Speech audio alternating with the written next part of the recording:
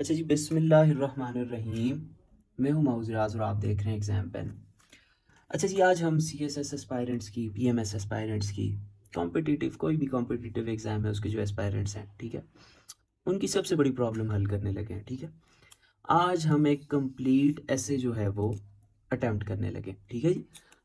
Topic हमारे पास है development of Pakistan depends on youth bulge. ठीक है, पाकिस्तान की जो तरक्की है उसका इन्हिसार जो है वो जो हमारे पास जवानों की एक फ़ोर्स है, जवान लोगों की वो जो हमारे पास एक पल्टून यू कैन से तैयार हो रही है या हो गई है, वो किस तरह पाकिस्तान की तरक्की में अपना किरदार अदा कर सकती है। तो ये हमारे पास ही ऐसे का टॉपिक है, और इसको हम जो है आज कम्प्लीटली जो है वो डीकंस्ट्रक्ट करने लगे हैं। इस पे आज हम लाइक कंप्लीट ऐसे जो है वो डेवलप करने लगे हैं। So without wasting any time चलें जी, स्टार्ट लेते हैं। तो आपको पता है सबसे पहली चीज़ अगर जो ऐसे में होती है ना जी, ठीक है, वो होता है जी ऐसे का इंट्रोडक्शन। ठीक है, अभी हम इसकी एक आउटलाइन डेवलप करते हैं, वो आप देखेंगे कि हम किस स्टाइल में करते हैं। ठीक है जी। अच्छा, इंट्रोडक्शन में आप सुनते रहते हैं जी, एक चीज़ होती है जी जिसका नाम होता है थीसिस स्टेटमेंट। सुना होगा ना जी आपने इसका नाम कि thesis statement, thesis statement, thesis statement. बंदा पागल हो जाता है सुन सुन सुन के। स्पेशली जो कॉम्पिटिटिव एग्जाम के स्टूडेंट्स हैं, उन्हें तो इस लफ्ज़ ने पागल करके रख दिया है, thesis statement. I myself took 2 years to understand what a thesis statement in reality is। आखिर ये thesis statement होती क्या है। ठीक है जी। सो इन माय ओपिनियन, जहाँ तक मुझे छोटा मोटा पता है, थीसिस स्टेटमेंट आसान अल्फाज में मैं आपको बताऊँ ना, ठीक है, वो होती है जो आपसे क्वेश्चन किया गया है ना, जो आपका टॉपिक है, आप उसके बारे में क्या राय रखते हो, आप उसके बारे में एग्जामिनर को क्या जवाब देने लगे हो। आप अब ऐसे में जो 2000 वर्ड या 2500 वर्ड लिखने लगे हो, आखिर आप उनमें क्या पॉइंट डिस्कस करने लगे हो, क्या स्टांस लेने लगे हो, आप कौन सी ऐसी बात है जिस पे खड़े होगे और फिर बॉडी में आप 8-10 सबूत दोगे अपनी बात को प्रूव करने के लिए। आखिर आया वो बात क्या है जो आप करने लगे हो। ठीक है, दो टोक अल्फाज में अपना जवाब देना, या मैं ऐसे कहूँ कि अपने पूरे 2-2500 वर्ड्स के ऐसे को एक सेंटेंस में बंद करने का नाम थीसिस स्टेटमेंट है। ठीक है, अब ये जो टॉपिक है कि development of Pakistan depends on youth bulge, अब मेरा इस पे क्या ओपिनियन है, मेरा इस पे क्या आंसर है, वो थीसिस स्टेटमेंट होगा। सो ये तो इस तरह तो बहुत दफ़ा बताया गया है। चलें, अगर इतनी साफ डेफिनेशन नहीं भी बताई गई, मगर किसी न किसी तौर पे आपको समझाया है थीसिस स्टेटमेंट इस तरह कर लो तो ऐसे हो जाएगी, उस तरह कर लो तो बन जाएगी, बना के हमें किसी ने नहीं बताई। So today I am going to develop thesis statement in front of you. ठीक है, तो आप देखेंगे। अच्छा, मेरा इस पे अब आंसर ये है, चलें लिख लेते हैं फिर आपको समझ आ जाएगी। मैं ये समझता हूँ दी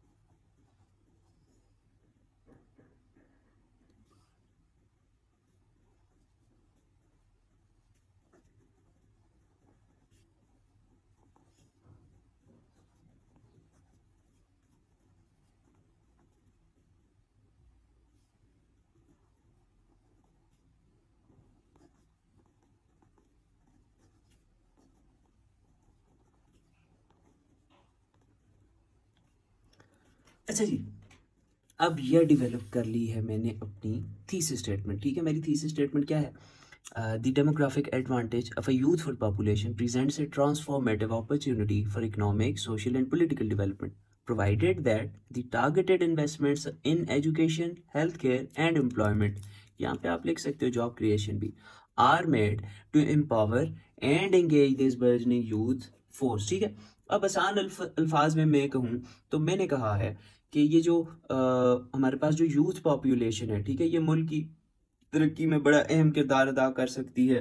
ये मुल्क को इकोनॉमिकली भी स्टेबल कर सकती है, सोशली भी स्टेबल कर सकती है, पॉलिटिकली भी स्टेबल कर सकती है, मगर शर्त यह है कि अगर हम इनकी एजुकेशन में, इनकी हेल्थ केयर में और इनके लिए एम्प्लॉयमेंट अपॉर्चुनिटीज़ क्रिएट करने में काम करते हैं और ठीक तरह से इन्वेस्टमेंट करके हम इन्हें अगर ठीक डायरेक्शन देते हैं तो फिर ये हमारे मुल्क को तरक्की की राह पे गामजान कर सकते हैं।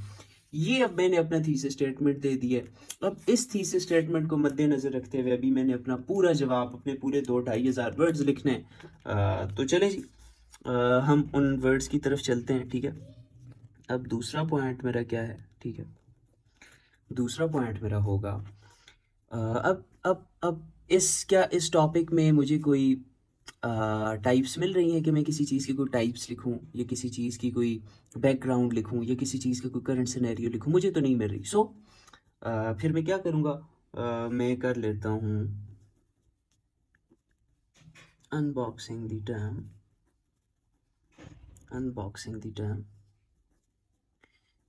यूथ बल्ज, ठीक है जी, unboxing the term youth bulge, ठीक है।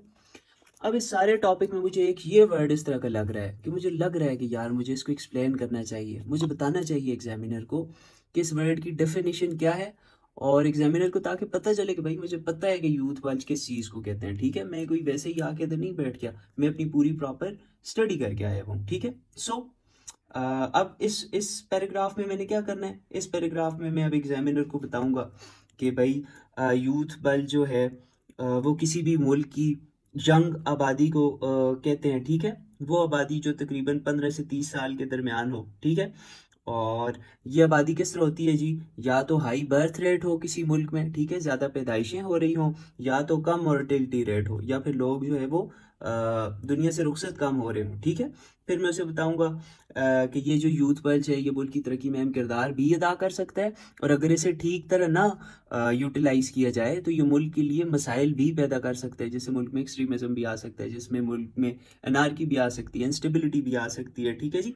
तो इस किस्म की बातें करके मैं यहाँ पे एक पैराग्राफ डेवलप कर लूँगा अपने इंट्रोडक्शन के बाद, ठीक है। अब मैं आपको ये प्रॉपरली गाइड करूँ कि आप एक ऐसे जब लिखते हो तो क्या थॉट प्रोसेस होता है कि एक स्टूडेंट का किस तरह उसको ऐसे लेके चलना चाहिए, ठीक है।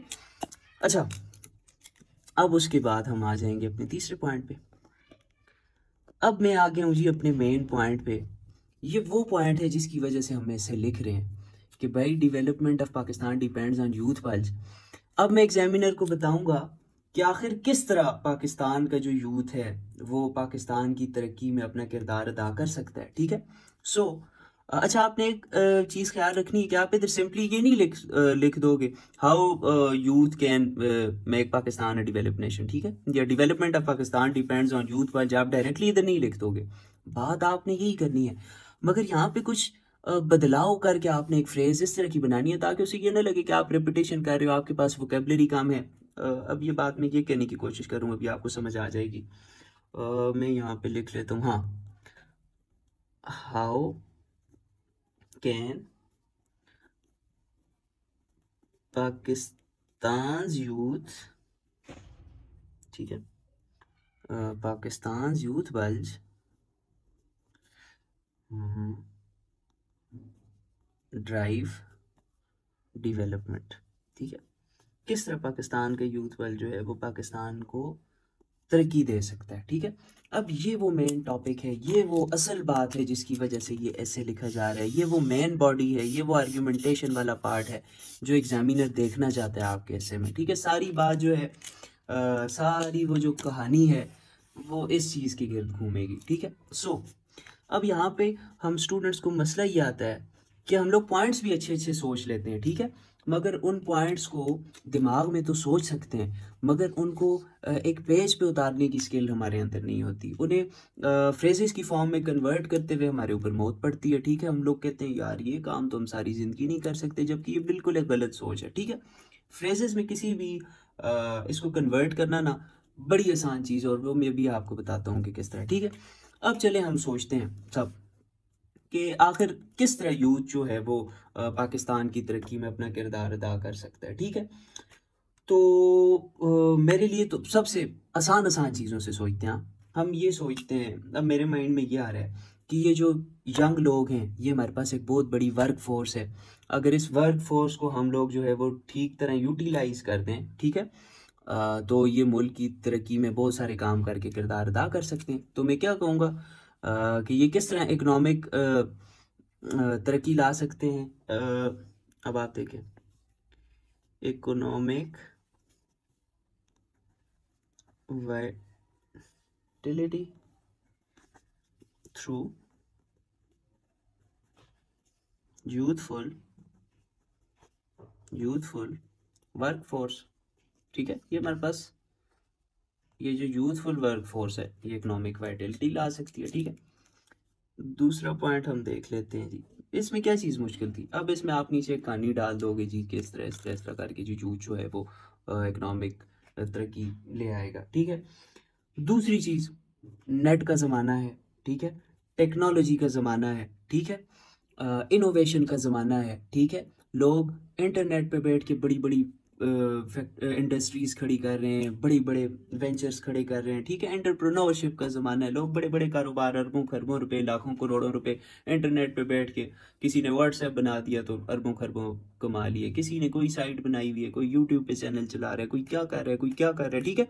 सो उस तरह भी जो है वो यूथ जो है वो अपने मुल्क की तरक्की में, इस दौरे हाजिर में जो दौर ही टेक्नोलॉजी के, अपने मुल्क की तरक्की में जो है वो किरदार अदा कर सकती है, ठीक है। सो इसके लिए मैं क्या कहता हूँ, मैं कहता हूँ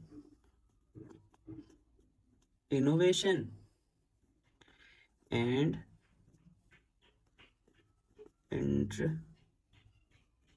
एंटरप्रेन्योरशिप, ठीक है, बाय यंग, ठीक है जी।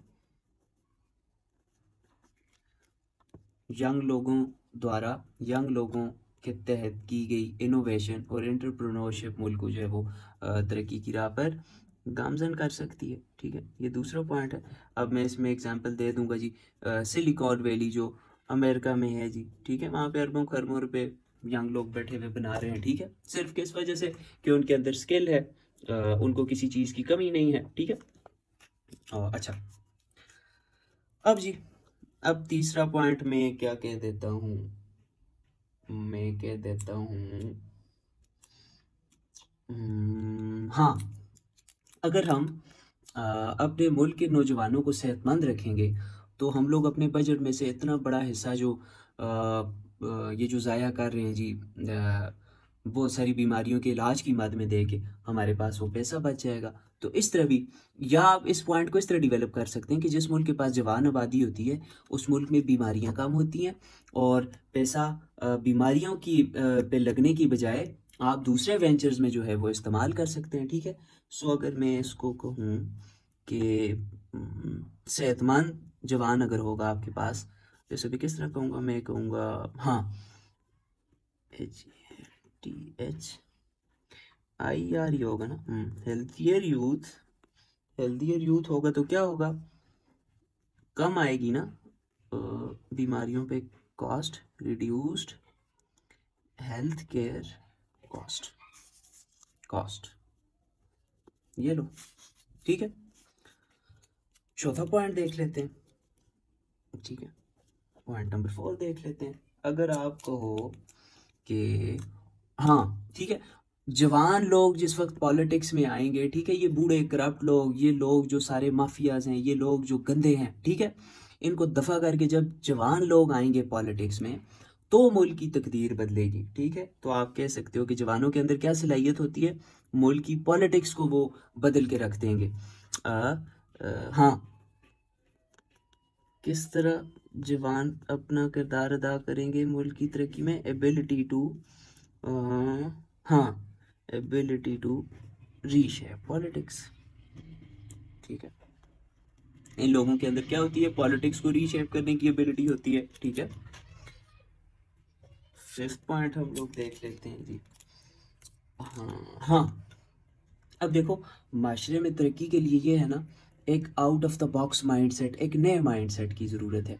वो जो पुराना दकियानूस माइंडसेट है उससे हमें निकल के आने की ज़रूरत है कि भाई औरतों को ना पढ़ाया जाए, ठीक है, या उनको घरों तक कैद रखा जाए, ठीक है। देखो, CSS में कुछ इस तरह की चीज़ें होती हैं, अगर आप उन चीज़ों से एग्री नहीं भी करते या उनका आपको उनके मुतालिक कुछ और पॉइंट ऑफ व्यू है, बट आपने यहाँ पे वो चीज़ें मेंशन करनी है, ठीक है। आपने एक इंटरनेशनल पॉइंट ऑफ व्यू से सोचना है, आपने सोचना है कि मैं किसी फॉरेन ऑफिस में बैठा हुआ हूँ, मैं कोई CSP हूँ, मैं पॉलिसीज़ बना रहा हूँ, और पॉलिसीज़ बनाते वक्त आपने मर्दों और औरतों को बराबर इंक्लूड करना है। 50% तकरीबन औरतें हैं, 50% मर्द हैं। अगर आपकी पॉलिसी सिर्फ 50% तक महदूद होंगी और 50% को आप निगलेक्ट कर देंगे तो फिर तो मामला ख़राब हो जाएगा। सो हमें उस पुराने माइंडसेट से निकलने की ज़रूरत है। तो हम यूथ जो है, और मज़े की बात ये कि यूथ उस माइंडसेट से निकल आया है, ठीक है, ये उस माइंडसेट को काउंटर कर रहा है। तो आप क्या लिखोगे कि यूथ के अंदर क्या एबिलिटी है, इनके अंदर एबिलिटी है काउंटर करने की, किसको, पेट्रियार्कल दकियानूस टेंडेंसीज एंड सेक्सिज्म, ठीक है। सेक्सिज्म मैंने आपको समझा दिया कि क्या चीज़ होती है, ठीक है। फिफ्थ पॉइंट हो गया। अब ये हम लोग बॉडी के पैराग्राफ्स डिस्कस कर रहे हैं, ठीक है। इस पैराग्राफ में आप कोई अगर आपके पास रिपोर्ट है जी कि फ़लाँ मुल्क में यूथ जो है वो हेल्दियर है तो उनकी हेल्थ केयर कॉस्ट ये आ रही है, आप यहाँ पे दे सकते हो। आप यहाँ पे दे सकते हो फ़लाँ मुल्क में जो है वो पॉलिटिक्स में इतने % यंग लोग हैं तो वहाँ पे ये हाल है, ठीक है। यहाँ पे आप दे सकते हो। इंडिया जो है उसका यूथ किस तरह जो है वो अरबों खरबों डॉलर जो है, ये वो पैराग्राफ्स हैं। इनमें वो जो आप सुनते हो ना जी कि इंटरनेशनल रिपोर्ट्स और किसी किताब का हवाला और कोई कोट और ये चीज़ ऐसे में डालनी होती है, वो चीज़ वो यहीं पे डालनी होती है। जब आपने एक ये चीज़ डिसाइड कर ली अपनी टॉपिक स्टेटमेंट, उसके बाद आपने पैराग्राफ को प्रूव करने के लिए यहाँ पे नीचे लॉजिक भी देनी है, ठीक है। वो होती है जी पैराग्राफ के नीचे सपोर्टिंग डिटेल्स, उसमें आप रेफरेंस भी दे सकते हो किसी बुक का, किसी ऑथर का, इसमें आप कोट्स भी दे सकते हो, इसमें आप रिसर्च पेपर का हवाला दे सकते हो, इसमें आप जो है वो इंटरनेशनल रिपोर्ट्स मेंशन कर सकते हो, ठीक है। इसमें आप बहुत सारी चीज़ें जो स्काई इज़ द लिमिट, आप अपने पैराग्राफ को प्रूव करने के लिए किसी ऑस्कर विनिंग मूवी का हवाला दे सकते हो, नेटफ्लिक्स की किसी सीरीज़ का हवाला दे सकते हो, अपनी आम जिंदगी रोज़मर्रा ज़िंदगी से कोई लॉजिक दे सकते हो। आप बस जिस तरह भी किसी चीज़ को प्रूव करना चाहो आप कर सकते हो। शर्त यह है कि आपकी इंग्लिश का एक्सप्रेशन बड़ा ज़बरदस्त होना चाहिए। जो बात आप दरअसल हम दिमाग में बात ठीक सोच रहे होते हैं, मगर जब पेज पे उतारते हैं हमें लगता है हमने ठीक उतारी है, मगर वहाँ पे बात का मतलब बदल जाता है, ठीक है। वोकेबलरी बहुत बड़ी नहीं होनी चाहिए कि बड़े मुश्किल मुश्किल अल्फाज हों, वोकेबलरी सादा होनी चाहिए, एक्सप्रेशन ज़बरदस्त होना चाहिए, ताकि उन सादा अल्फाज को आप दुनिया की कोई भी world time best selling book पढ़ेंगे, वो सादा से सादा अल्फाज में लिखी होगी, मगर उसके राइटर का एक्सप्रेशन इतना ज़बरदस्त होगा कि वो जो बात कहना चाह रहे वो आप तक पहुंचा देगा। अच्छा, हम अपने टॉपिक से अब हम आ जाते हैं जी पॉइंट नंबर 6 के ऊपर, ठीक है। अब मैं एक और अब मैं कहता हूँ कि यूथ भाई इस तरह एक मुल्क को डेवलप कर सकती है कि वो जवान तबका ही है, जवान लोग ही हैं जो जुल्म के खिलाफ बोलने की ताकत रखते हैं। यही तबका है जो मुल्क में जो है वो रूल ऑफ लॉ जो है वो इंश्योर कर सकता है, ठीक है। और यही चीज़ है जो एक मुल्क को तरक्की देती है। तो मैं क्या कहूँगा कि हाँ, ability to ensure rule of law, कैसे रूल ऑफ लॉ ला सकते हैं, बाय अपोजिंग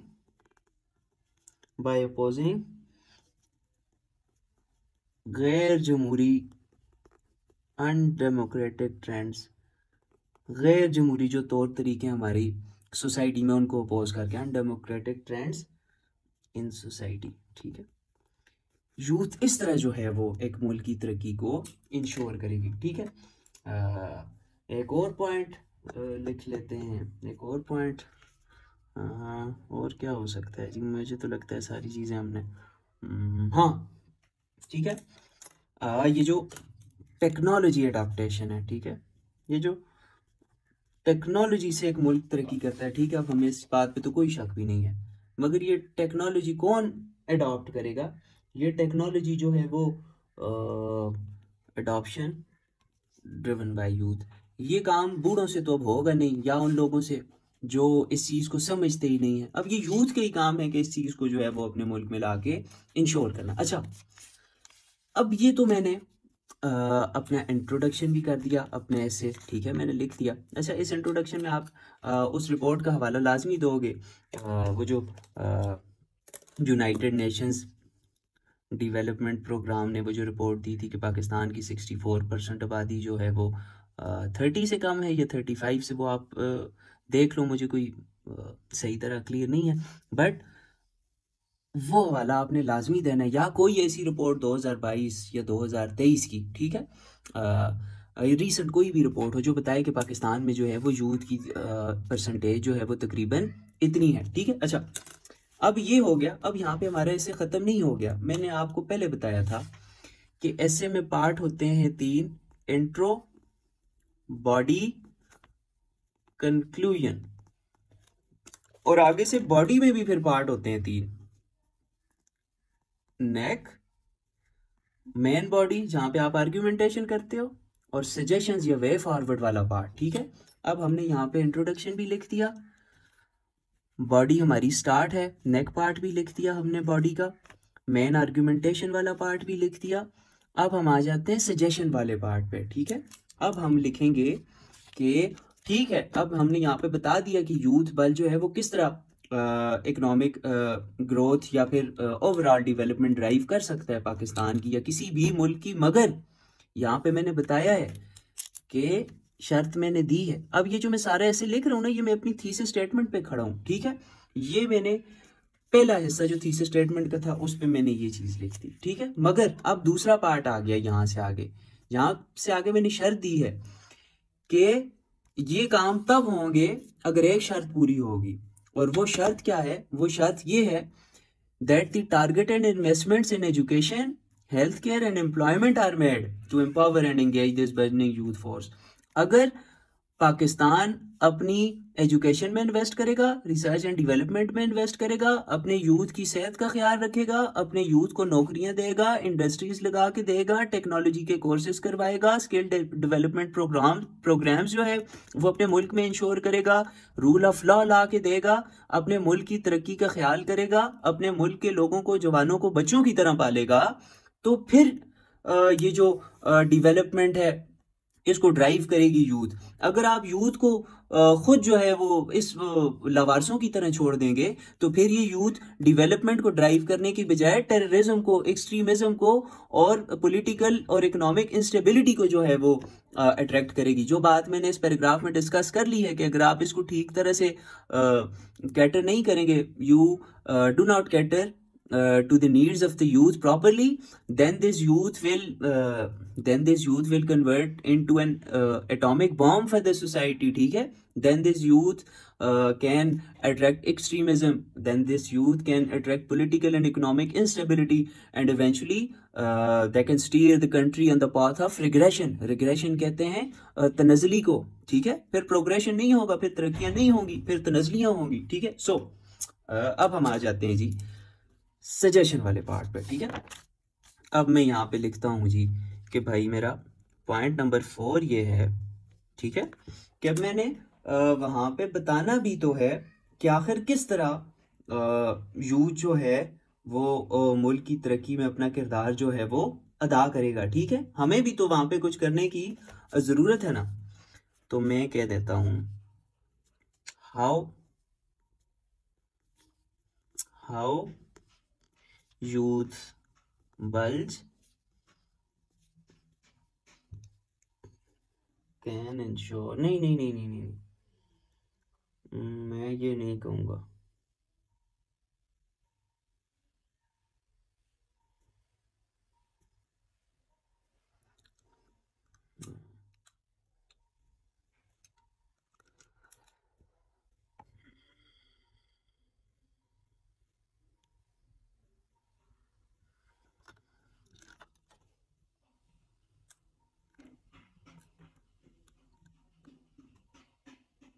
अब मैं कहूँगा ये वाली हेडिंग मैं इस तरह नहीं दूंगा, ये फिर इस तरह गलत हो जाएगी। अब मैं दरअसल गवर्नमेंट की तरफ आ रहा हूँ कि गवर्नमेंट ऐसी क्या पॉलिसीज़ अपनाएगी कि हम इस यूथ बल्ज के पोटेंशियल को हाँ, हाउ, ये नीचे वाली लाइन से स्टार्ट कर लेता हूँ। How the potential of youth bulge can be materialized, how the potential of youth bulge can be materialized to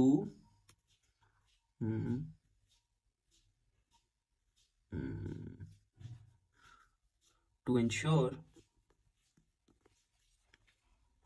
Pakistan development. ठीक है, कि ये जो हमारे पास यूथ की ताकत है, हम इससे किस तरह फ़ायदा उठा सकते हैं पाकिस्तान की। फ़ायदा उठाने का मतलब ये है कि हम किस तरह पाकिस्तान की तरक्की इस यूथ से इंश्योर करवा सकते हैं। ठीक है, हमें ऐसी क्या पॉलिसीज़ बनानी चाहिए कि हम इस यूथ से फ़ायदा उठा सकें, ना कि ये यूथ हमारे लिए कल को मसला बन जाए। ठीक है, अब यहाँ पे मैंने वो पॉइंट्स लिखने हैं। ठीक है, अब देखें,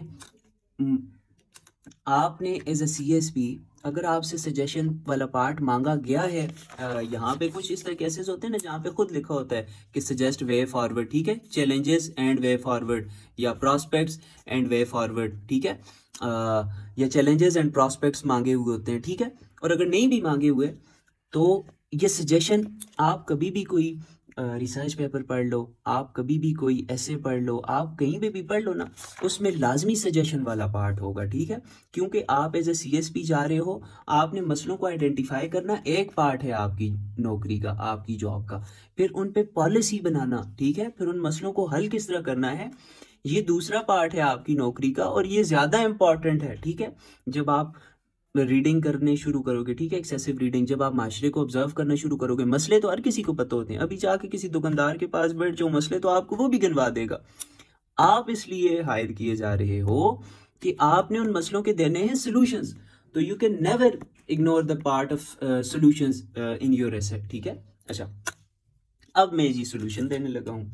अब मेरे नज़दीक क्या क्या सॉल्यूशंस हैं? मेरे नज़दीक सबसे पहला सॉल्यूशन तो यही है, सॉल्यूशंस बड़े आसान होते हैं बंदे की अगर ज़रा सा प्रैक्टिस हो ना। Quality education and skill development ठीक है, हमें क्वालिटी एजुकेशन भी देनी चाहिए, और सिर्फ ये नहीं है कि बस एजुकेशन दे दो, साथ स्किल डेवलपमेंट भी हो। हम बड़ी बड़ी यूनिवर्सिटी से पढ़ के निकलते हैं, कोई इलेक्ट्रिकल इंजीनियर निकलता है, कोई सिविल इंजीनियर निकलता है, कोई सॉफ्टवेयर इंजीनियर निकलता है। ठीक है, मगर हम लोगों के पास इतनी स्किल भी नहीं होती कि हम अपनी एक दुकान डाल के या अपनी कोई छोटी सी इंडस्ट्री खड़ी करके या अपना कोई प्लेटफॉर्म बना के उससे हम लोग अपने लिए महीने के 1 लाख रुपया जो है वो अर्न कर सके। ठीक है, ये हमारी यूनिवर्सिटीज़ का हाल है। ठीक है, इलेक्ट्रिकल इंजीनियर निकल के आता है और उसे सर्किट का कुछ पता नहीं होता, वो अपने घर में उसे ये कह दिया जाए कि यार ये स्विच खराब हो गया, इसको खोल के ज़रा सेट कर दो, तो फिर पता नहीं होता कुछ भी। सो हमारा मसला नहीं है ये। ठीक है, ये हमारी कमी नहीं है, ये हमारे गवर्नमेंट के पार्ट पे कोताही है, ये हमारी यूनिवर्सिटी एडमिनिस्ट्रेशंस के पार्ट पे कोताही है कि no skill development in our educational institutions. ठीक है, तो सबसे पहला हल ही ये है कि आप क्वालिटी एजुकेशन दो। क्वालिटी एजुकेशन का मतलब ये है कि अभी हम लोग इंजीनियरिंग की किताबें पढ़ते हैं या कोई भी किताब पढ़ते हैं, वो 1990 और 1995 की लिखी हुई हैं, वो मसले अभी ख़त्म ही हो गए, अभी दुनिया में नए नए मसाइल उठ गए हैं, और हम उन मसाइल के हल पढ़ रहे हैं जिन मसाइल के हलों के भी मसाइल निकल आए हैं। ठीक है, जिनके बाद 1000 हल उन मसाइल के निकल गए, अब दुनिया के मसाइल ही बदल गए हैं, और हम वो मसाइल पढ़ रहे हैं कि जिनके सोल्यूशन निकले हुए भी 20 साल हो गए। ठीक है, दूसरा सजेशन क्या है जी, कि अगर आपने यूथ बल्ज से फ़ायदा उठाना है तो आपने क्या करना है, आपने करना है प्रमोशन ऑफ जेंडर इक्वलिटी। भाई टेक्नोलॉजी का ज़माना है और आप 50% की आबादी को इग्नोर नहीं कर सकते। 50% अगर मर्द हैं, 50% औरतें हैं, ठीक है, तो आप अगर सिर्फ 50% को बिल्कुल इग्नोर ही कर दोगे तो आप किधर से तरक्की करोगे। कंप्यूटर का ज़माना है, लैपटॉप पे बैठ के करोड़ों रुपए कमाए जा सकते हैं, तो क्यों ना हम अपनी लड़कियों की भी इतनी स्किल डेवलपमेंट करें, इनको भी इतना एम्पावर करें कि ये भी अपने घर बैठे बैठे मुल्क की तरक्की में जो है वो अपना पूरा किरदार अदा कर सकें। ठीक है, अच्छा नंबर 3 पे मैं सजेशन दे रहा हूँ, आपके एग्जामिनर को पता चलना चाहिए कि आप जो ऐसे लिख रहे हो ये आपने कहीं से रटा हुआ नहीं है, ठीक है, और रट के आप कभी भी ऐसे पास नहीं कर सकते। आपको क्या पता कि आप कैसे में ये टॉपिक आने वाला है या कौन सी डायमेंशन पूछी जाएगी। आपने हमेशा अपने अंदर इतनी स्किल डेवलपमेंट करनी है कि आप किसी भी टॉपिक पे जब भी चाहो ऐसे लिखने की सलाहियत रखते हो। ठीक है, अच्छा अब तीसरा सजेशन मैं क्या देता हूँ जी, कि भाई आप हाँ बिल्कुल, आप अपने यूथ को एंगेज करो। यूथ एंगेजमेंट किस चीज में एंगेज करो? Youth engagement in decision making processes. सारे डिसीजन ऊपर से बैठ के ले रहे हैं जी माफियाज लोग, ठीक है, सारे डिसीजन वो बूढ़े लोग जो अरबों खरबों पति हैं, जो सिर्फ अपने मफाद के लिए पॉलिसीज बना रहे हैं, जिनको यूथ का कोई ख्याल ही नहीं है। ठीक है, उनका यही मसला चल रहा है कि पेट्रोल की कीमत इतनी कर देते हैं, चीनी की इंपोर्ट बंद कर देते हैं और अपनी चीनी बना के ज़ख़ीरा कर देते हैं, ठीक है, और यहाँ से जो है वो मनी लॉन्ड्रिंग कर देते हैं और पैसे छुपा के भेजने का ये वाला तरीका हम लोग अपने लिए बना देते हैं। नैब के कवानीन को जो है अपने लिए इतना नरम कर देते हैं और ये कर देते हैं और वो कर देते हैं। वो यूथ जो मुल्क को छोड़ के बाहर भाग रहा है, ठीक है, जो मुल्क ने इतना पानी उन्होंने मुल्क का यूज किया, गंद उन्होंने मुल्क में बनाया, ठीक है, खुराक उन्होंने मुल्क की खाई, सारे रिसोर्सेज मुल्क के यूज किए, एजुकेशन उन्होंने मुल्क से हासिल की। अब वो जाके तरक्की में किरदार अदा कर रहे हैं, यूके का, लंदन का, फ्रांस का, यूरोप का। क्यों? क्योंकि भाई हमारी गवर्नमेंट नाकाम रह गई है अपने यूथ से काम लेने में। वरना कौन चाहता है कि वो, किस शायर ने कहा था कि वरना कौन अपने मुल्क से बाहर रहा है, ठीक है, वरना कौन अपने घर से बाहर रहा है, बहुत मजबूरी में मैं तेरे दिल से निकला, वरना कौन खुशी से अपने मुल्क से बाहर रहा है। तो बात यह है कि खुशी से कोई भी बाहर परदेशियों से पूछो उनका क्या हाल है, मगर ज़ाहिर है वो जब यहाँ पे अपने प्रोवाइड नहीं कर सकते, अपने वालिदैन को अपने घर की ज़रूरियात पूरी नहीं कर सकते, ठीक है, they struggle to make the ends meet, they can not ensure bread on their tables. तो फिर वो क्या करेंगे? ठीक है, फिर तो उन्होंने जाना है। तो जब तक यूथ इंगेज नहीं होगा पॉलिसी डेवलपमेंट में, ठीक है, डिसीजन मेकिंग में, तो तब तक फिर मुल्क के हालात ठीक नहीं होंगे। और डिसीजन मेकिंग में यूथ किस तरह आएगा?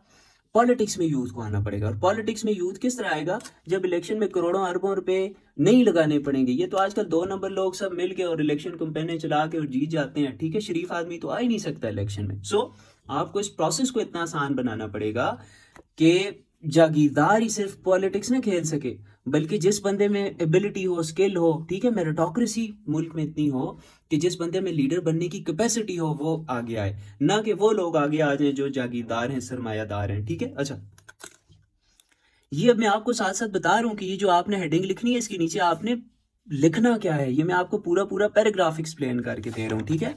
इसलिए मैंने आपको स्टार्ट में कहा कि मैं आज हम लोग पूरा ऐसे लिखने लगे हैं। ये मैं आपको पूरा ऐसे एक्सप्लेन कर रहा हूँ कि आप हर एक पैराग्राफ में ये चीज़ें लिखी जाती हैं, फिर जाके बंदा जो है वो क्लियर करता है। मगर ये चीज़ें इंसान तब लिखने के काबिल होता है जब वो दिल से इन चीज़ों को फील करता है, उसे ये चीज़ें समझ आती हैं। जब तक आप इस कोशिश में लगे रहोगे कि मैं रट्टा मार के पास कर लूँ, जब तक आपकी अपनी अंडरस्टैंडिंग नहीं होगी अपने मुल्क के मसाइल की, तो तब तक अगर आप क्लियर कर भी लेते हो तो मेरे ख्याल से फिर कोई फ़ायदा नहीं है और उस तरह क्लियर होता भी नहीं है। ठीक है, सो नौकरी को माइंड में गोल ना रखो, पर्क एंड प्रिविलेजेस को माइंड में अपना गोल ना रखो, बल्कि गोल ये रखो, वो 3 इडियट्स में क्या कहा था आमिर खान ने कि बच्चे खुद को काबिल बनाओ, कामयाबी झक मारती हुई पीछे आएगी। सो आप अपनी स्किल डेवलपमेंट करें, आप मसाइल को समझने शुरू करें। बुक रीडिंग इसलिए ना करें कि मैं यहाँ से कोई कोट उठा के मैंने पेपर में लिखना है। बुक रीडिंग इसलिए करें कि भाई मुझे कोई मसला समझ आ जाए, मेरी अंडरस्टैंडिंग ज़रा ज़्यादा हो जाए, ठीक है ना। अच्छा अब मैं कहता हूँ हाँ, अब मैंने यहाँ पे पॉइंट दिया innovation and entrepreneurship bye young, ठीक है, मगर ये इनोवेशन और एंटरप्रेन्योरशिप यंग किस तरह करेंगे, ठीक है। इस इनोवेशन को नर्चर करना पड़ेगा किसी को, इस इनोवेशन को सपोर्ट करना पड़ेगा किसी को, ठीक है। इस इनोवेशन को सपोर्ट करेगी गवर्नमेंट, ठीक है। Support young entrepreneurs, young entrepreneurs. Government जब तक यंग एंटरप्रेन्योर्स को सपोर्ट नहीं करेगी, जब तक गवर्नमेंट ऐसी पॉलिसीज नहीं देगी कि भाई बाहर से जितने डॉलर आते हैं आए, हम आपसे कोई टैक्स नहीं लेंगे, हम आपको यहाँ पे स्किल डेवलपमेंट के प्रोग्राम्स करवा रहे हैं, किसी को अमेजोन के कोर्सेज करवाओ, यहाँ पे इस तरह की प्लेटफॉर्म्स खड़े करो कि भाई यूथ आए 3 महीने में 6 महीने में इस तरह के कोर्सेज सीख के जाएं कि वो अपने लिए 20 30 40 50 हज़ार लाख रुपया घर में बैठ के कमाने लग जाएंगे। उन्हें ड्रॉप शिपिंग सिखाओ, उन्हें कंटेंट क्रिएशन सिखाओ, ठीक है, उन्हें एडिटिंग सिखाओ, उन्हें आज के दौर में जो ज़रूरतें हैं, उन्हें चैट जीपीटी की प्रॉम्प्ट इंजीनियरिंग सिखाओ, उन्हें आर्टिफिशियल इंटेलिजेंस में डाटा एनालिस्ट बनाओ, ठीक है। सो जब तक गवर्नमेंट ये बेड़ा नहीं उठाएगी तो तब तक जो है फिर वो निकलते हैं एंटरप्रेन्योर्स बनते हैं जो लोग अपने बलबूते पे खड़े होते हैं, मगर उस तरह के लोग बहुत कम होते हैं। जब तक गवर्नमेंट जब तक सरकार एक माँ का रोल अदा नहीं करती तब तक ओवरऑल डेवलपमेंट एक मुल्क की इंश्योर नहीं की जा सकती, ठीक है। अब मैं एक और पॉइंट देता हूँ जी। हाँ हाँ हाँ, ensure internet connectivity and literacy to provide level playing field, FIELD field against the world। आप अपने मुल्क में बलूचिस्तान में भी इंटरनेट कनेक्टिविटी इंश्योर करो, सिंध में भी करो, लड़काना में भी करो, अपने पीछे वाले तमाम इलाकों में करो। उन लोगों तक जिन लोगों तक अभी तक ये चीज़ें पहुंची नहीं है उन तक इंटरनेट भी पहुंचाओ और उन तक इंटरनेट की लिटरेसी भी लेके आओ, ठीक है। फिर उन लोगों की करो स्किल डेवलपमेंट, तब जाके ये लोग आपके मुल्क की डेवलपमेंट में किरदार अदा करने के काबिल होंगे, ठीक है, समझो। तो इस तरह आप स्काई इज द लिमिट, आपकी जितनी स्टडी है, जितनी एक्सटेंसिव रीडिंग है, आप लोग जो है वो जितने पॉइंट्स चाहो दे सकते हो। फिर इसके बाद आ जाती है शहजादो आखिरी चीज़ जो कि होती है कंक्लूजन, ठीक है। यहाँ पे कंक्लूजन लिख लो, ठीक है, अपना सारा कंक्लूजन लिख लो, अपनी जो सारी बातें आपने ऐसे में की हैं उनका यहाँ पे निचोड़ लिख लो, ठीक है। यहाँ पे उनको एक ख़ास तरीके से समराइज करना पड़ता है, ठीक है। और फिर उसके बाद बिल्कुल आखिर में एक कोट इंक्लूड कर दो, ठीक है जी। और वो कोट इस किस्म का होना चाहिए कि जो आखिरी इंप्रेशन है ना, एग्जामिनर जब वो आखिरी कोट पढ़े ना जी तो वो कहे यार मज़ा आ गया, सारे हिस्से में तुम अपने पॉइंट से नहीं हटे और जो तुमने आखिरी बात भी की है तो तुमने बस मोहर लगा दी है। ऐसा कोट हो कि बस मोहर लग जाए। वो कोट क्या हो सकता है जी? फॉर एग्जाम्पल अगर मैं लिखूं तो वो ये होगा कि youth is the hope of our future, ठीक है जी, बात खत्म। ये किसने कहा जी? ये जोस रिजाल ने कहा। ये फिलिपीनी नेशनलिस्ट है जी, जिसने अपने मुल्क की आज़ादी में बड़ा ज़बरदस्त किरदार अदा किया। अ वेल नोन फिलिपीनी राइटर आप लिख सकते हो, ठीक है जी। सो ये था जी आज का हमारा ऐसे। और ये इसके थीसिस स्टेटमेंट में हम थोड़ी सी बात कर सकते हैं। इस थीसिस स्टेटमेंट के ये जो पार्ट फर्स्ट था वो यहाँ से बिलोंग करता था और ये जो पार्ट सेकंड है ये यहाँ से बिलोंग करता है। सो ये होता है एक CSS या PMS कैसे, या आप कोई भी कहीं पे भी किसी भी कॉम्पिटिटिव एग्जाम में कोई ऐसे लिख रहे हैं तो ये सारी साइंस होती है ये कैसे की। इस तरह आउटलाइन डेवलप की जाती है और आउटलाइन के अंदर ऐसे में जो चीज़ें लिखी जाती हैं, किस तरह पैराग्राफ्स प्रूव किए जाते हैं, वो चीज़ भी आपके साथ डिस्कस कर दी। किस तरह आप इनको प्रूव कर सकते हो, कहाँ पे आप रेफरेंसेस दोगे, कोड्स किस तरह पुट करोगे, रिसर्च पेपर का क्या ताल्लुक होता है, एक्सप्रेशन की कितनी एक अहमियत होती है, ठीक है, वोकेबलरी कैसी यूज़ करनी है, थीसिस स्टेटमेंट कैसे डेवलप करना है, कोड्स कहाँ पे देनी है, कैसे देनी है, सॉल्यूशंस किस तरह डिराइव करने हैं, ठीक है। तो ये सारी चीज़ें हमने आज कैसे में देख ली थी। तो still you have any question you can ask in the comment section and thank you. अल्लाह हाफिज़।